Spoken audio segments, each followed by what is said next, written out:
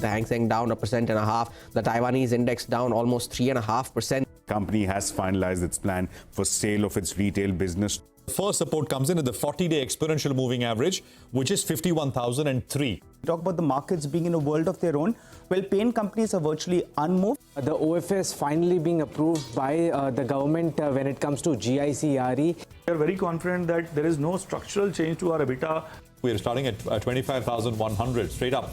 We are, speaking on a day when markets are down globally.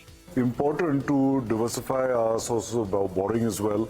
Nifty's cracked to levels of 25,100, weighed down by the global risk-off. Almost 54% of the IPO shares by value are sold by investors within the first week of listing itself. The range-bound market, and the only sector, or the only segment of the market that's doing quite well is actually the small caps. Sharpest strategies, top market trends, unmatched perspectives, the trading day's most comprehensive roundup. Stay ahead with NSE Closing Bell, broadcasting live from the CNBC-TV18 Motilal Oswal studios in Mumbai.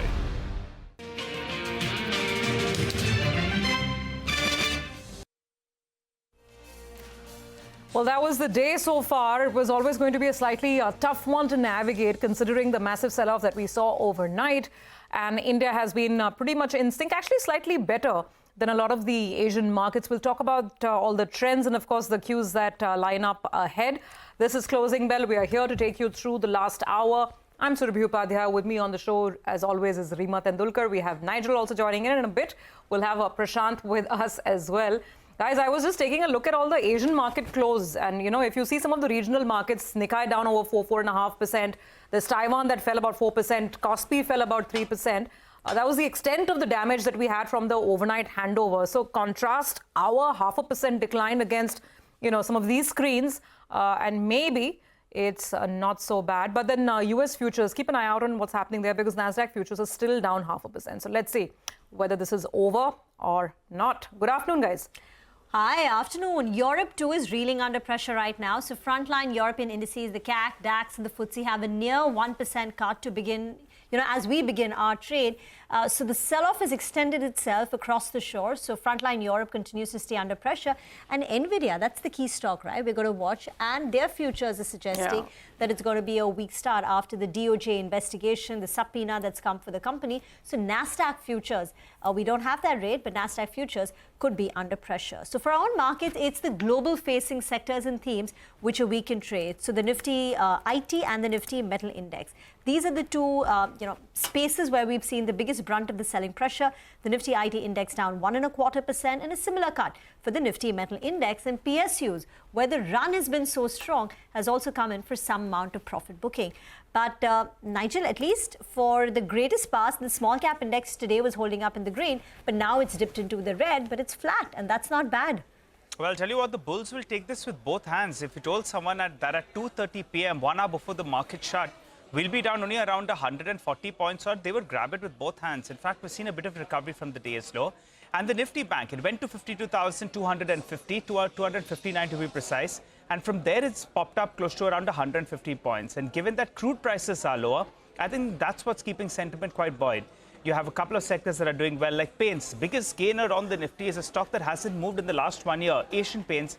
And that's the one that we had highlighted earlier today as well. So keep an eye out on that stock. Well, Nagraj Sethi of HDFC Securities joins us on the show. Hi, Nagraj. Good afternoon.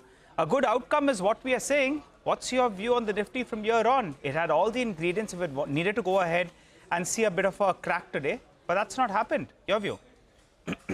Hi, good afternoon, Nigel. Nifty was in a sharp up move over the last 12-13 sessions, and that winning streak has been broken today so far, I think. And I'm expecting Nifty to sustain at the lower levels. 25,000, 24,950 is going to be the strong support for the market. I'm expecting a decline or a consolidation down to the support is going to be a buying opportunity. So today market has witnessed some range-bound action at the lower levels. I'm expecting Nifty to show recovery, even though it comes down tomorrow from the lower levels. So net to net, I'm expecting upside bounces from the lower levels, and 25,000 to 24,950 is going to be the strong support for the market and could eventually reach towards the hurdle of around 25 300 to 400 levels in over the period of time. Okay, let's get to the other. Okay, so Nagraj, what would your stock calls be? You gave us the view on the index, but what about individual trades? Yeah, I have two stock calls. Both are from the mid-cap segments, mid and larger cap segments. First one is Alembic Limited. If you look at the chart, Alembic has been in a downtrend over the last couple of weeks, and the overall chart pattern is also looking very strong and long-term charts, and we observe the higher tops and higher bottoms. And recently, after forming a bottom around 151, 152 level, the stock has bounced back today. I'm expecting a short-term bottom reversal for the stock at this point of time. One can look to buy, currently trading around 158. The target would be around 170, and one can place a stop loss at 152. And second one is from Grasim. Grasim, after moving into a range-bound action, has bounced back in today's session, indicating an upside breakout of the smaller range movement. The overall chart pattern is looking positive, even RSI as well. Volume has broken out during the upside breakout in the stock price. So currently trading around 2756 odd levels, one can look to buy at this point of time. And 2920 is going to be the upside target for the stock, and 2670 is a stop loss. Okay, all right, got it, Nagraj. Thank you so much for that. By the way, Rima, you're talking about NVIDIA futures being down, right? The numbers are staggering. So NVIDIA in one day has lost in market capitalization what companies spend months and years building. $300 billion wiped just like that, one day. That's well, NVIDIA it's got for a you. market cap of nearly $3 trillion. So 10% is nearly $300 billion. And this is the highest ever single day loss in market capitalization that any American company has seen in its history. But I was just looking at the numbers also. So the most recent quarter, Q2, which the street was disappointed with, their revenues went up 122%. Yeah. The quarter before that, that's Q1 of FY25, revenues more than 250%. FY24 revenues had doubled, right? So with a 122% recent quarter numbers, revenues, up, so street is not happy. Exactly. So when you have that kind of a rally, even 122% is not, and they're doing, I think, $50 billion in buybacks, etc. So giving off a lot of wealth to shareholders. But anyway, that's watch the market global for you. Screen. Basically, we need to watch the global screen because, as we pointed out, the Nasdaq, it's still down a little bit, the futures. So let's see how that plays out. Anyway, back home, one sector that we've been sort of looking at quite closely is banking. With the market being down, the bank nifty is also down about 0.5%. It's not really bucking the trend at all. But what's interesting to note that there is a Morgan Stanley note on banks overall. And the note says that it's time to be selective. In fact, Morgan has downgraded a couple of stocks like Federal Bank. So that's really interesting. Let's bring in Abhishek to understand what's the reasoning here. Abhishek, tell us more. Well, Morgan Stanley has written a note on Indian banking sector or, stocks under their coverage where only a single bank, that is Federal Bank, has been downgraded with respect to ratings to underweight from equal weight. They say that it's time to get selective, so they are preferring large caps over mid and small caps. So they say that margins and asset quality will normalize in next few quarters, and that will drive the divergence in profits based on franchise strength that you have. So large private banks will do better and see higher relative valuation. However, the valuations have not been defined with respect to what is the higher valuation that large caps will command over mid and small caps. For select mid and mid-sized private banks as well as PSU banks, they say that profitability could move below the cycle averages before NPS cycle turns. So valuation dispersion, if you take a look, has lessened over the past 3 years, and they expect reversal as profitability will normalize going forward.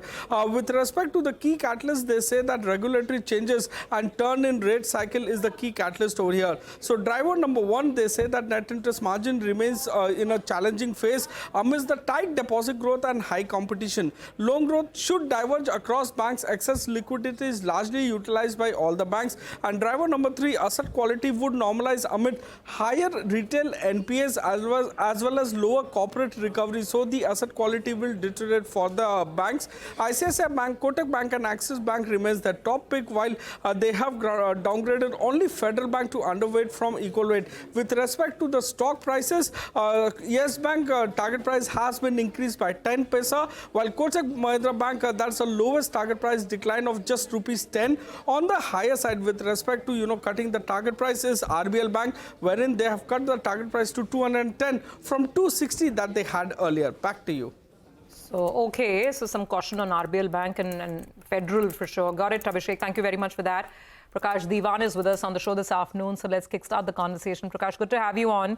You know, anyway, bank stocks have been non-starters, and now you're getting some of these notes in the commentary suggesting that we'll probably get into a bit of a patchy cycle, maybe with asset quality. NIMS, let's see what happens as the interest rate cuts kick off. But what would your sense be? Morgan is saying stick to some of the larger lenders, not with maybe so much the tier 2, tier 3. What's your reasoning? And if you were to, buy a bank stock today, which one would it be? Good afternoon, Surbi. So, I think what the report is stating is quite obvious. We've all been kind of hearing about the stress that's there in terms of the growth inhibitions. None of the banks have been able to grow in a way which has been creative in terms of margins as well. So NIMs have been really not going anywhere up. And the cycle on capex from the private sector doesn't seem to have taken off in a very significant way. Whenever I talk to a lot of companies which are in apparently an expansion mode, their capital raise has been more skewed towards equity but not towards debt. And that probably is because everybody is kind of anticipating some sort of a softening in interest rates, which would kind of make a big benefit, accrue a big benefit for them in terms of, raising significant debt. And that probably will happen sometime in Jan. So if you are okay with living with a little bit of a moderate growth till December quarter, I think the larger banks would be, much better off.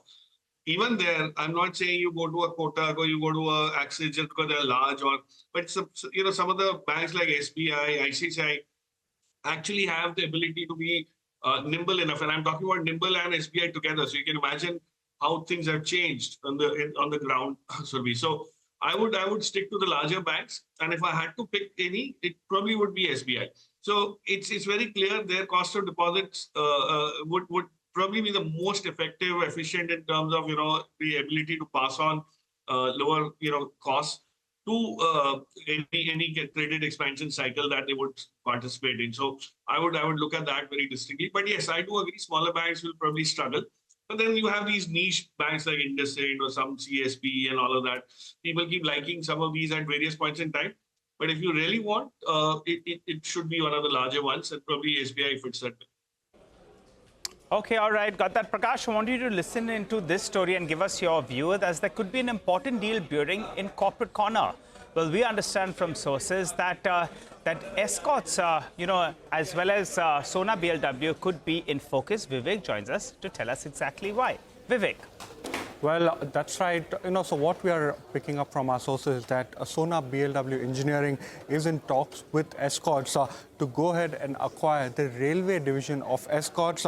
We understand that the talks are currently at an advanced stage, and we understand that the valuations being discussed currently are slightly less than 2,000 crore for the railway division of Escorts. Now, you will recall that earlier, we understood that Escorts was talking with the Nor Bremse group, and this too was for the sale of the railway division. But we understand from our sources that particular deal fell through on the back of the fact that there was a buyer-seller mismatch as far as agreeing on the valuation. We understand currently, the valuation ask is slightly lower at 2,000 crore versus the earlier close to 4,000 crore that Escorts was expecting from this particular business. Now, very interestingly, we also understand that Sona BLW is prepping to go ahead and launch a QIP or a fundraise. And in fact, on July 24th, the company had received the board approval to go ahead and raise funds up to 2,400 crore. And in fact, in the Q1 con call, the management had said quite clearly that they've taken an enabling resolution to raise up to 2,400 crore.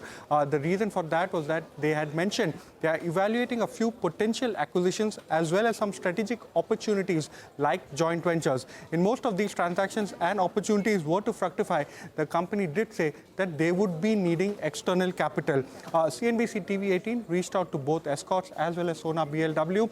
Escorts is yet to respond to our query. Sona BLW said, that The approval is from shareholders to raise capital through equity share issuance or any other eligible securities. The fundraise approval will enable the company to determine the right capital structure to fund growth initiatives.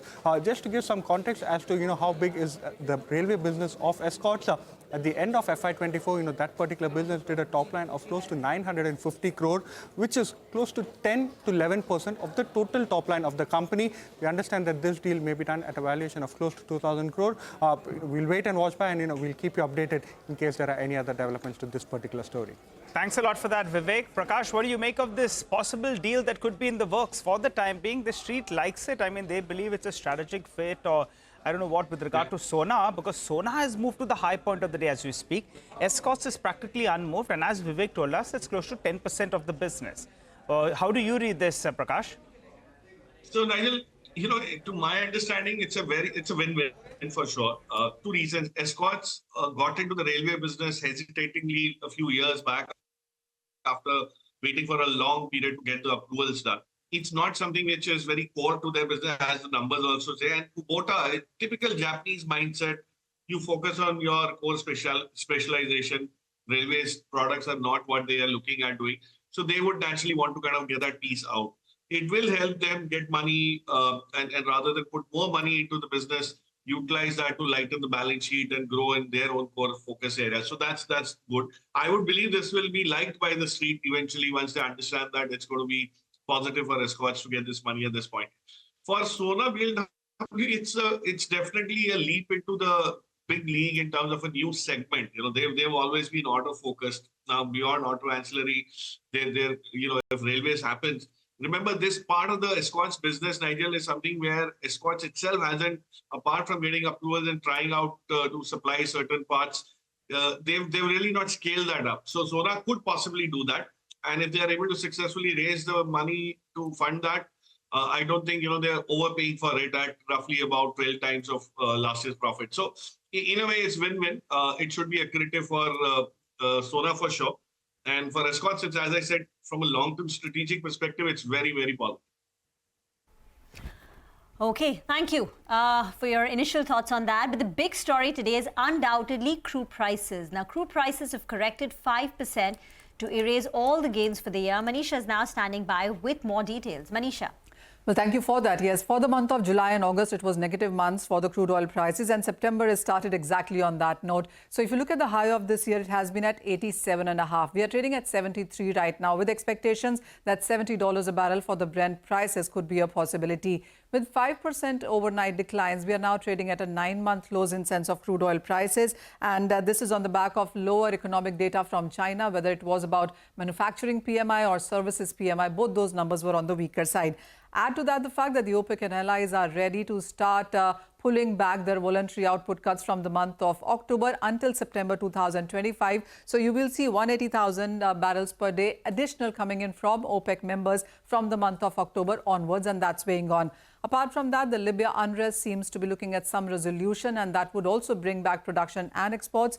When you look at the numbers in the last couple of weeks, we saw the production decline from 959,000 to 591,000 barrels per day. So this supplies will start coming into the market. In addition to that, the July output for Libya was 1.28 million barrels per day. So if you're looking at those supplies also coming into the market, then you are looking at higher supplies in the space here. And it's not just about the crude oil prices. Gasoline fell 6% overnight. That one is trading at a 32-month lows. The U.S. summer driving demand season is over. And even with that, the supplies in U.S. are strong at 218 million barrels per day. And then you also have the heating oil prices. They also declined quite sharply overnight. Those are trading at a 15-month lows as well. So whether it's about crude and crude products, everything really seems to be declining right now. And the markets would be watching out for the dollar movement and the U.S. non-farm payroll data on Friday. But the expectations still are that you could see further slide here.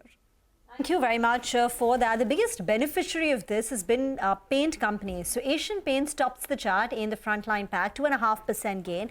But outside of that, Berger Paints is up 3.5%. Indigo Paints continues to move up Even right now, Berger Paints has seen a bit of an uptick. Then you've got consumer names like Pidilite, where also crude is served as an input. So that's one pocket of strength. The other one is oil marketing companies. So BPCL in the green, HPCL, IOC also higher. But on the way down, you've got cuts and big cuts coming through in names like ONGC. ONGC features as the second biggest large cap declining stocks today, nearly 3% gone. And that Oil India too, weak in trade.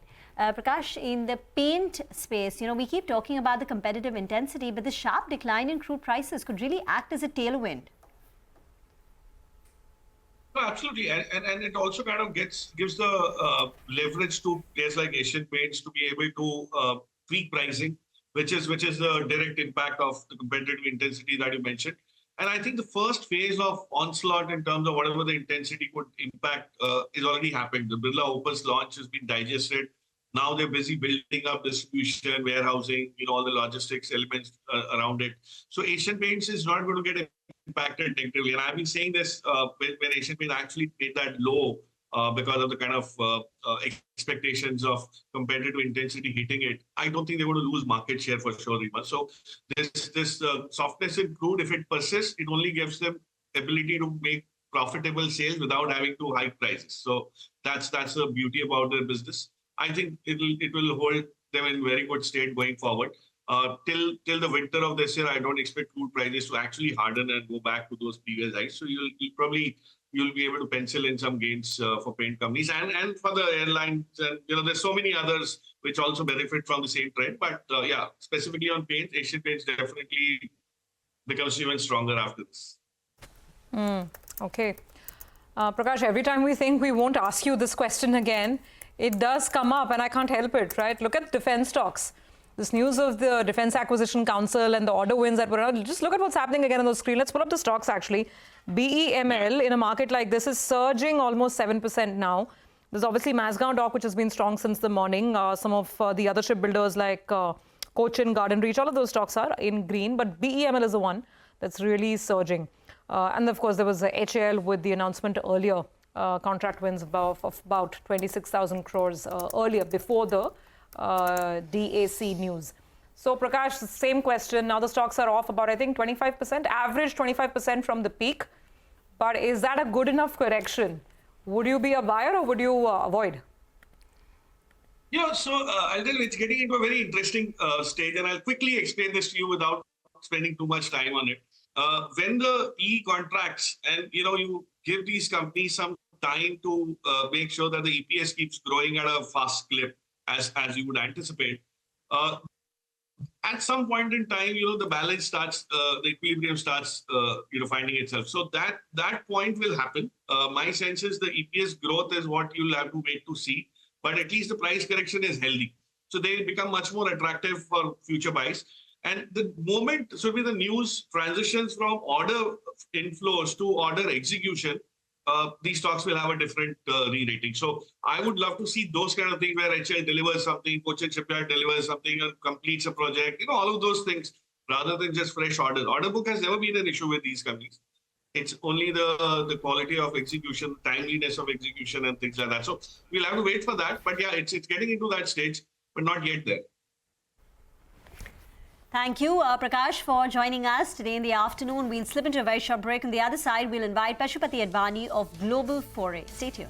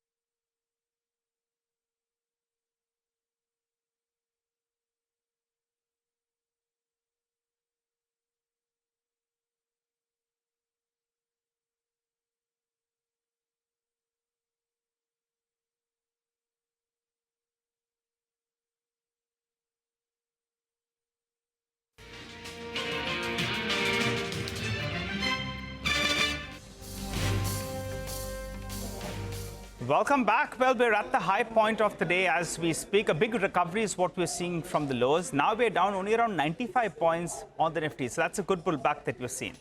But let's focus on Coal India. And Coal India, on that stock, Nuvama's got a little bit cautious out there. And this post the big run that we have seen in the last 6 months or so. The stock is up close to around 15% or thereabouts.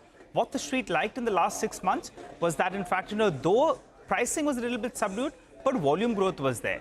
And now that volume growth trigger, that seems to be fading away. So let's run you through a few details from a Nuvama note. They've gone ahead and they've trimmed the target price on the stock. They're recommending booking profits on each rise. So any kind of bounce is what they're saying you can sell into. And the key reasons are a couple of data points that have come out. First is for the month of August. The sales volumes numbers that did come in, that showed that the volumes are down by close to around 12% on a year-on-year basis. They posted volumes of close to around 52 million tons. And Nuvama highlights, they're saying it's not just a problem of the monsoon. They are highlighting the demand is weakish. We're seeing captive mines ramp up, and there could be a case of imports coming in as well. So they are a little bit cautious on the volumes front. The next factor they're pointing out is on the e-auctions data. E-auction prices on a sequential basis, that's in August in comparison to July, they're down by close to around 11%. And that's a little bit worrying. So volumes are not picking up. And in fact, even on the e-auction side, you have pricing that is a little bit weak. And they're also highlighting in the last few months, the e-auction volumes on a monthly basis has come down to around 6 million tons. Remember, the previous month, it was around 6.5 million tons. And in August, it was around 8 million tons odd. So not just e-auction prices are falling, even e-auction volumes are falling. And that's why they're saying, year to date, the e-auction volumes actually haven't shown any kind of growth. The hope was that volume growth will offset any kind of pricing degrowth. Finally, they have gone ahead and they are lower their EBITDA estimates for the next couple of years by 4 and 4.5% because they're expecting muted pricing, and they've also cut their volume estimates by around 1% for the next 2 fiscals. So put all of this together, Nuvama is a little bit cautious on Coal India. Well, let's get in Pashupati Advani of Global Foray, who joins us on the show. Hi, Pashupati. Good afternoon and good to see you in as always. Let's talk about Coal India and the entire power theme. That's been a pocket which has made big money, right? I mean, if you look at anything to do with power, whether it's the financiers, the power companies, Coal India, everything has run up considerably. Do you like something from here, or do you believe it's time, if you have these stocks, maybe book some profits? Well, the reality is that we are a power short nation, and if you look at the long trend, definitely we require all the power we can produce and more. So one of the things is that obviously we've seen a big ramp up in solar, but that doesn't mean that we are going away from natural sort of materials like coal and also oil and gas. So, I think all three are good. And, you've also mentioned earlier in the show about the fact that oil prices are going down. Maybe we haven't noticed there's an election coming in America in the next 2 months. So, I think that they definitely are pushing what they say, we want to see gas prices down. And I think that's definitely part of it. So they've been sitting on a lot of stock. They're going to start pushing it out in the market and making sure that the prices of prices of oil remain at below $70, and I think that's very, very good for India. So I mean, my suggestion would be, if the government had its way, it should buy and load up while the prices are down between now and the election time, and then we can go off to the races and be at least content for the next few months in terms of our needs. That's an interesting thought, Pashupati. Probably there could be a lot that goes on behind the scenes. That kind of explains, right? So that's where the phone call maybe went to the Libyans saying, don't talk about shutting off the tap right now. You need to keep that crude flowing. OPEC Plus is saying that we'll keep the supply going as well. And that explains the bearishness in the price. But, that apart, Pashupati, the other big sort of story really is US tech. And it seemed like this invincible wall. You could do no wrong with the NASDAQ and US tech stocks, right? And then you get all this NVIDIA-related, volatility.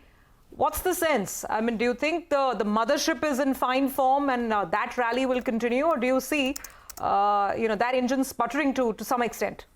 Well, what's happened is, with this hype about AI, which I actually believe in, one of all the problems that are coming up are being thrown at the AI situation in terms of what's going to happen to the requirement of power? What's going to happen to the requirement of, there's heat being generated.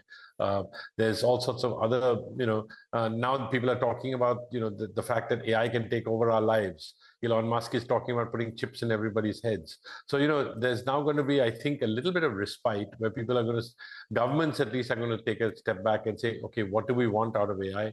We know it, we can use it, but we have to use it in a way that doesn't wipe us out. Donald Trump has made this statement that you're not going to need to vote. Maybe in 4 years' time, everybody will have a chip in their heads and they just think Democrat or they think Republican, and the vote gets transmitted. So, I mean, that's really futuristic, but that's kind of the way I think things are going. So, interesting times, certainly in the AI space. But again, if you need AI, you definitely need NVIDIA chips, but obviously not at the pace that they were making out. So now I think this pause has obviously put a bit of a shudder and knocked off what, $200-300 billion in the market cap of NVIDIA. That's a lot. So I mean that's. But then when you play hard, you fall hard too. So that's my thought. Okay, Pashupati, hi. Afternoon, Rima here. Hi, Sonia. Hi, so Rima. we've spoken a lot about Paytm in the past, and you got that one right. Now, after that, there have been a few new age tech companies. So Ola Electric, much to the surprise of everyone, had a blockbuster listing. But after that, the stock has corrected now for the 11th day in a row and is down 30% from the high that it hit of 157. The other one is a First Cry. That one also got listed. Anything that's got your attention? Well, what's actually got my attention is the SEBI report that says most guys flip their IPOs within the first week. And, that's what we're seeing in the whole IPO land. I think, the sensible thing to do if you're a long-term investor is to wait for the thing to settle and then, decide whether you want to go in. And, things like maybe last year's IPOs, one of the most successful ones was Route Mobile, which, is in a real business. And, people did get into it in the low 4 digits, and now it's in the mid 4 digits. So I'm just saying that you have to actually take a step back, and even the sort of the Paytms and the Nykas and the Zomatos, people have looked at it, and the PB Bazaar, Policy Bazaar, they've all looked at those and said, okay, they now have businesses, they've settled. Should we buy them? Yes, I think this business has a future. So then, let's load in. I mean, this time last year, we were talking about the big four, right? Zomato, PB, Paytm, and Nykaa. And this year we'll have another four, of which Ola Electric will be one. So, Zomato's done well, PB's done well. Nykaa's doing okay. I think the issue price, if I recollect, is in the 150, 160. So that's okay for the year compared to the rest of the market. So, I mean, one has to take one's spots and put it away. But I am seeing a lot of new issue product. We read about the automobile dealer getting in the SME market some huge amount of IPO, which is not healthy for the market, in my opinion. But, IPOs also give a chance for retail to get in, and demat accounts are getting opened at some crazy rate. So that's all good for the country. With his 2 dealerships, and I think seeking 12 crores, getting some thousands of crores in bids. That's been the story of the past month, I think. But to go back to the point, I remember our chat in the summer. At that point in time, you did have a little bit of Zomato. So have you held on to it? Because the stock's done phenomenally well. And I'm just wondering, I mean, would you be interested in taking a bite of Swiggy as well? I don't know if you look at unlisted, if you already have it, or the whole space and the way it's played out. So the thing is that Swiggy is being offered obviously at a discount to Zomato, and therefore, people are looking at it. I'm not so wild about the listed space. That's because, old habits die hard, and we like to be able to just pull the trigger and get out in 2 days. So I'm actually have an abhorrence even for locked in stock. Some of it you have to take, but I really don't like buying stock more than 6 month lock-in. So, I am leaving things on the table because the Swiggy at a discount to Zomato, and in theory, there's revision to mean, so it should be at a similar PE, 2 years from now. Therefore, that's a 2-year horizon. But I think that, as I said, I've been in and out of Paytm out of the whole lot, and that's the one I've watched the most. Nykaa I missed, and Zomato I just entered for a trade. I just had some fun. But Paytm I'm now out, and I just think that there's too much it was news driven, and there's a lot of still uncertainty to do with the news. But they are maintaining well. They've set up a payment gateway. They've stopped giving loans, so that's all probably good for them. All right. Yeah. Hi, Pashupati. I wanted to ask you about, since you briefly mentioned the unlisted space, we could practically have another exchange, probably, at least that's what the street believes, in the coming months or the coming year or so. The NSE could probably list. And we know this entire financialization theme, higher participation in the markets as well. How would you play it? In the unlisted market, I think Sudhir is doing a show on that. I think NSE is at around 5,500 rupees. But BSE has been actually a multiplier in the last 12, 18 months. Your view? Yeah, so, that's a good setup, except that, with the market in the last month or so just basically trading in a range, that's not good for BSE, NSE, and that's not good for brokerage stocks. We're seeing brokerage stocks actually soften a little bit, which is bound to happen because volumes are going down. Retail is not making money the way they were 6 months ago. But I think the game will be in buying CDSL, for example, which is going to get continuing revenue. Maybe in time between CDSL and NSDL, they maybe get properties onto their platform. That'll be good. There's also a push to open push mutual funds, which some people still have in folios, onto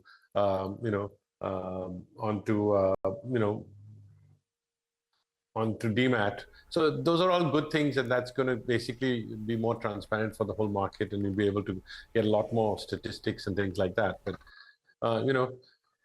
that's life. That's the growth. That's where we are at in our place in the world, with our trillions going up and getting another trillion in the next 2 years in market cap, which will be great. Pashupati, thank you very much for joining us this Wednesday afternoon. For the markets trying to inch towards 25,200, not bad. In the morning, we had even dipped below 25,100. The day's low today was 25,083. Reliance Industries is now back in the green, so that is helping. We will slip into a very short break on that note. We'll come back and invite Nimesh, and he'll tell us all about the D Street chatter.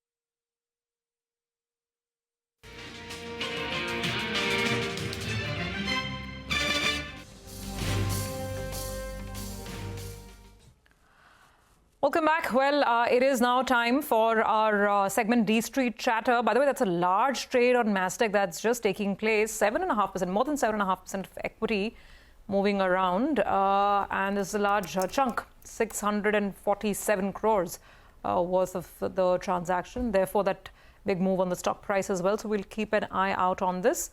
And of course, try and get you more on this trade. But for the time being, it is time for a D Street Chatter. Nimesh is with us as always with the latest from dealing rooms. So Nimesh, I think perhaps, it's not too bad, right? Considering the global onslaught, we're trying to get through with just a 0.5% cut.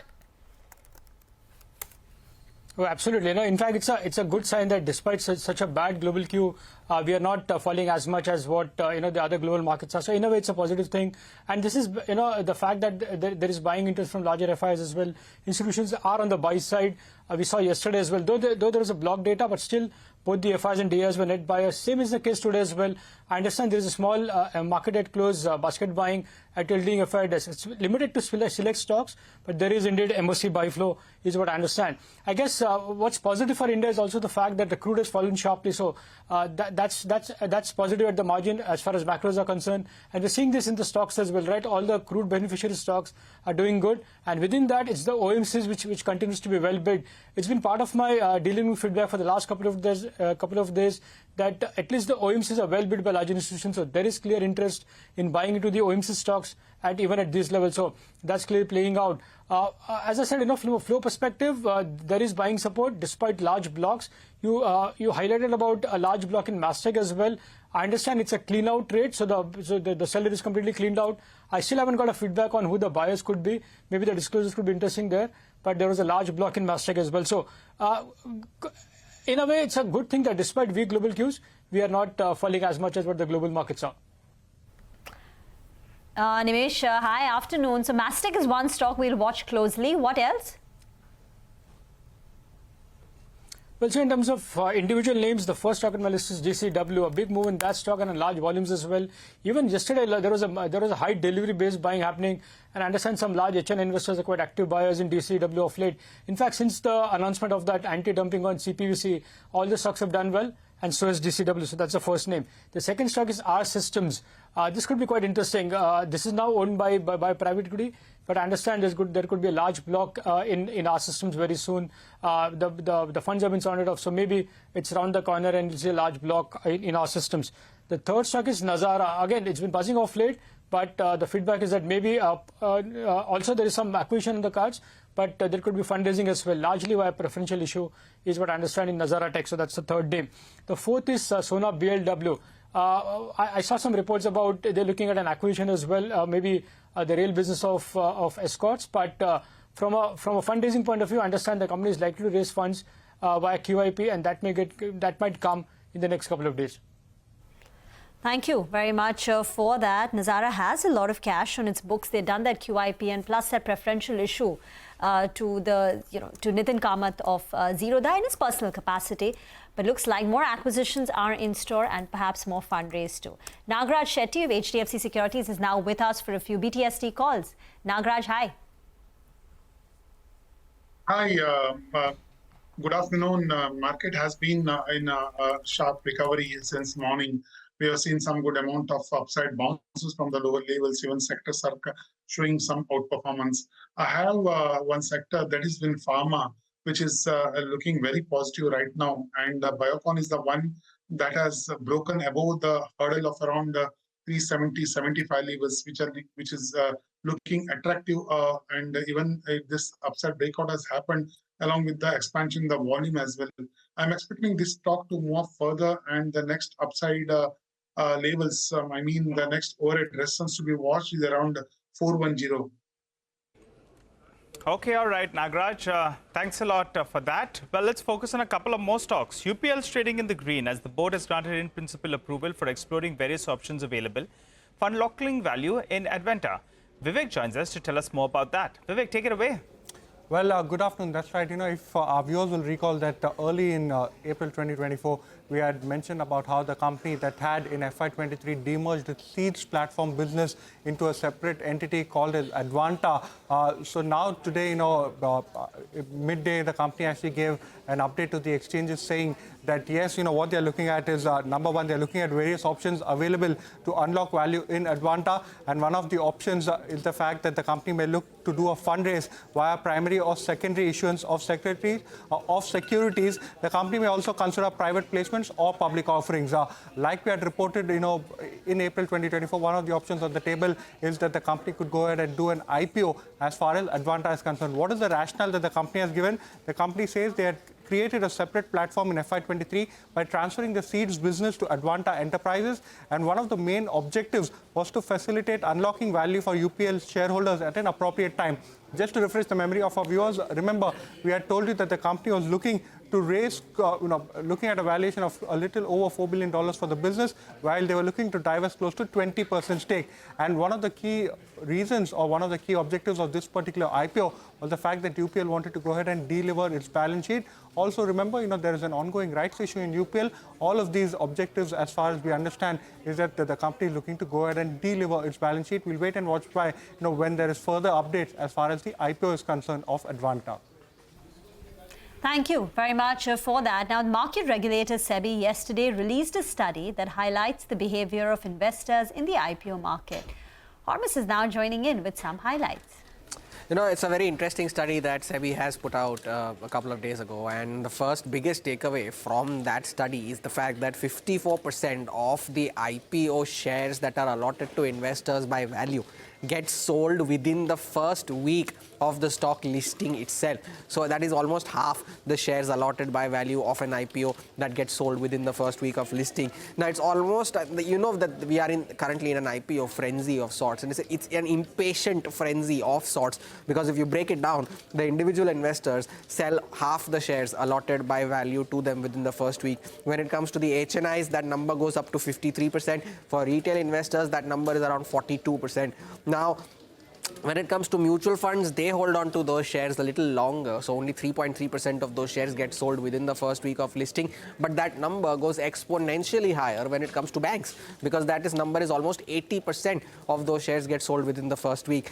Now, this is the interesting bit. Now, this is about individual investors. Now, 67.6% of those shares by value are sold by individual investors if their gains on the IPO price is more than 20% within the first week of listing. But it's not as if there are negative returns on the IPO, the selling stops. No, the number just comes down. That number comes down to around 23.3%, but still the shares are sold even if there are negative returns on an IPO within the first week of listing. Now, when it comes to geographic distribution, which are the places where the maximum number of retail shareholders, Gujarat ranks first. There are almost 4 out of every 10 retail shareholders from Gujarat. Maharashtra ranks second, followed by Rajasthan and Uttar Pradesh. So very interesting study put out by SEBI. The bigger takeaway, almost half the shares allotted by value get sold within the first week of listing. Thank you very much for that. By the way, the recovery in the markets continues. Now we're above 25,200. So from the day's low, there has been a recovery of nearly 130 points. Some of the stocks moving up or trimming their losses. You've got IT names. So the Nifty IT index at the day's low was down more than 1.5%, inching towards a 2% cut. And now the Nifty IT index is down less than 1%. So names like TCS, Infosys, even large cap banks like State Bank of India, Axis Bank, L&T too is another stock. And we highlighted Reliance Industries, how it's moved back in the green. In the red, but off the lows. Get into a break. We'll come back with more on the markets.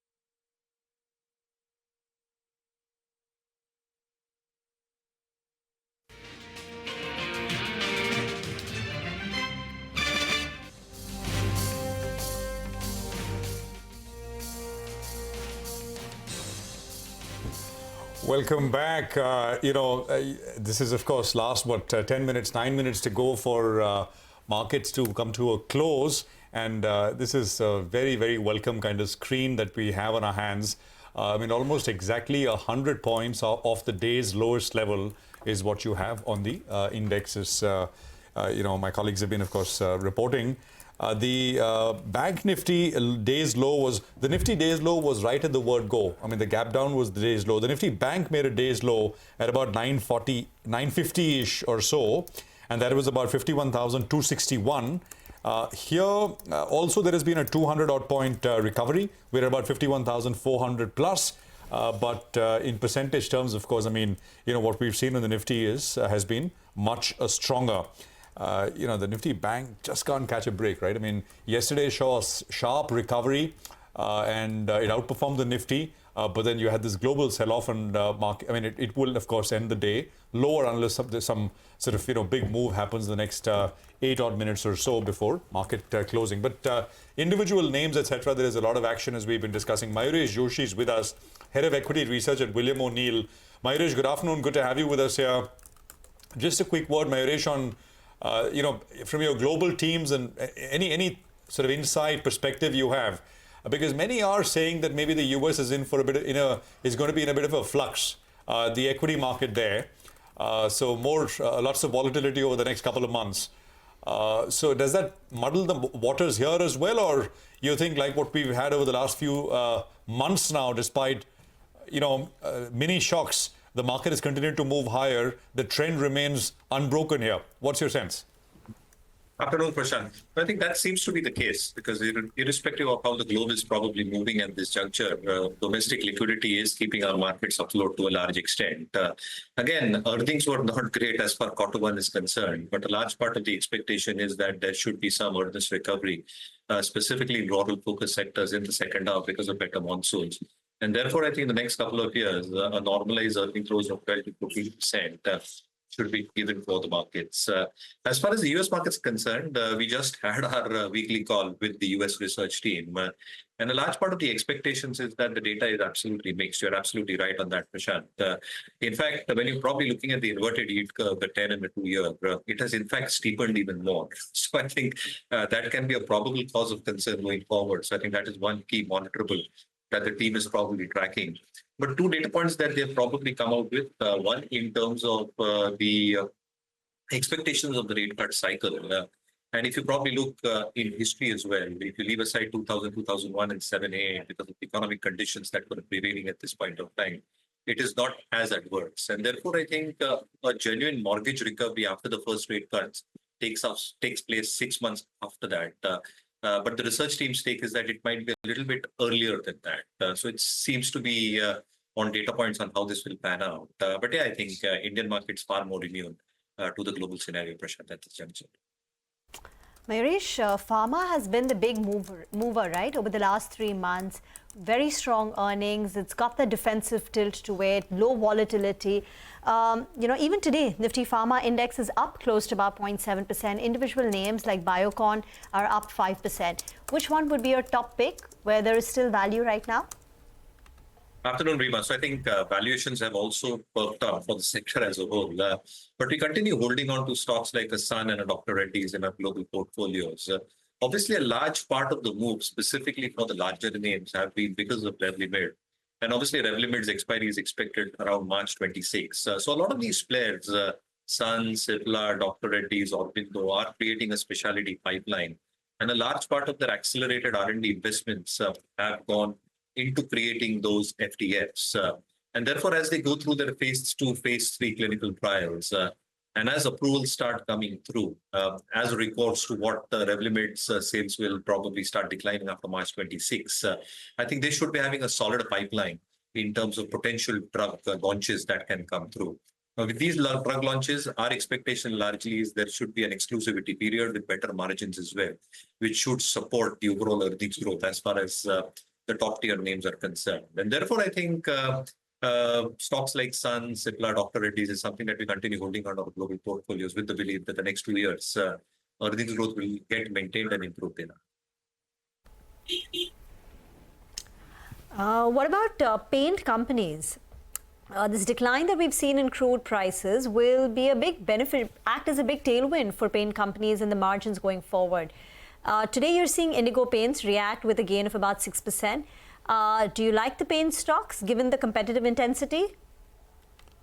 So, Rima, again, I think there have been instances of price hikes that have taken place, specifically as far as the premium paints are concerned. And therefore, I think the expectations of the organized sector expected to do better over the next few years, in spite of a new player coming in, should continue doing well. Now, just as a thumb rule, if India is expected to grow at 7.5–8% odd, the expectations of the paint volume growth is around 1.5 times. So I think the industry should grow around 10 to 12% in volume terms. Obviously, with crude prices remaining stable, titanium dioxide prices remaining stable, which is almost 20% of their input cost, that should be a huge relief and respite. But outside titanium dioxide and the crude derivative prices, labor costs are the second biggest element, and they have started inching higher.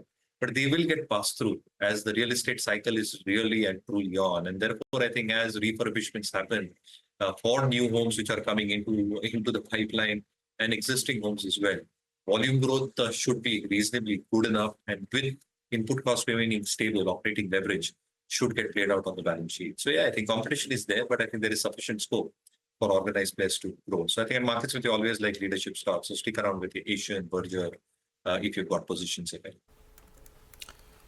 Okay, stay with us, Mayuresh. Let me just quickly wrap out things here because we're just sort of running into market closing. So the Nifty will end about 100 points off the day's low. The Bank Nifty will end about 200 points off the day's low. Simply put, so if you wake up tomorrow morning with much better global cues and the market in some recovery mode, today's low, which is just under the 25,100 level, 2583 or so is the day's low.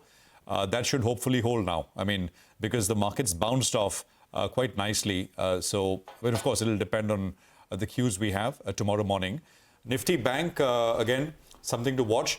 The small cap index, actually, the intraday will show you a completely opposite picture. Small cap index staged a big move early morning, and then it sold off. So actually, the reverse of what we had on the Nifty and the sort of Bank Nifty. The mid cap index was more in line with the other indices. It bounced off the lows, but the small cap high at about 10, and then of course through the course of the day it kept coming off, but flat close is what you had. As Rima was saying, sectorally speaking, pharma has done well. Mayuresh was talking about that as well. The other two pockets, if you really want to look, are real estate. That was the second biggest sectoral gainer, and then there was the FMCG index, which also came in at number 3 in terms of pockets of gains. I think these PSU banks, CPSE, these are essentially where some of the losses were largely concentrated in. Rima. Well, so the Nifty PSU banking index was down 1.7%. The CPSE index down 1.2%. Global-facing sectors like IT, metals took a beating today. They did recover from the day's low, but still down nearly 1%. But not a bad close for our markets, considering a near 3 to 4% fall for the benchmark Asian markets. When we wrapped up for trade, European markets were reeling with cuts of about 0.8%. So keeping the global picture in context, our markets have come away pretty unscathed, managing that intraday recovery. In terms of stocks, the big losers are Wipro, LTI Mindtree in the IT pack, Axis Bank in the banking, private sector banking names, Coal India, where Nuvama is a bit bearish, ONGC because of the fall that we've seen in crude prices. On the way up, you've got FMCG names like Asian Paints, Grasim, HUL, and then pharma names like Apollo Hospitals, Sun Pharma, Divi's Laboratories. So that was the action. We're going to wrap up on closing bell, but stay with us after a very short break. We'll be back with Markets Forward.